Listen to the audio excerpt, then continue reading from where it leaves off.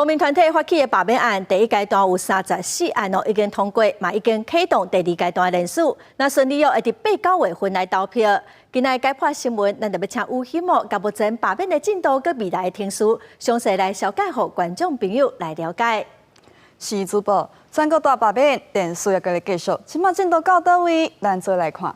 中山会议长，也就是3月初10公布讲，经过地方完成第一阶段插队的结果交予中山会确认了后，搁再有2件立委的罢免案，分别是柯定君甲陈超明通过第一阶段，即马拢总有34件立委的罢免案正式进入第二阶段的人数，33个是国民党的立委，1个无党籍，也就是陈超明，伊的立场是我拿赢，也要罢免民进党立委这边有16件，拢爱报警。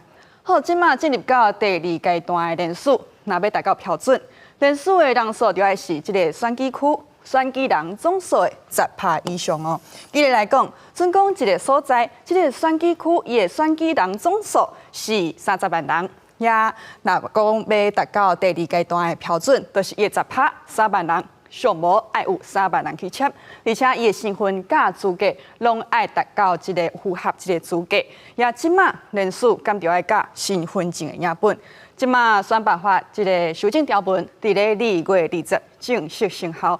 中山会表示讲，罢免案只要是伫咧2月19进前送件，伊的所有这个人数的这个流程、人数的阶段，都拢是按照进前的规定。也即马当咧进行的这个人事案、罢免案，是拢唔免甲身份证影本。好，即马人事的第2阶段咧进行，伊嘛有时间的限制。针对立委，也是讲市长像讲高虹安，伊的这个人数的工课，就是爱伫咧60天以内完成。60天以内完成了后，送件中山会确认讲，这个符合规定，就会宣告这个罢免案成立。接下来20天至60天，就会来进行投票，罢免的投票。这个罢免案若要爱通过，有效的同意票数就爱坐过无同意的票数。那安尼，这个同意的票数就爱是这个选举区选举人总数的1/4以上。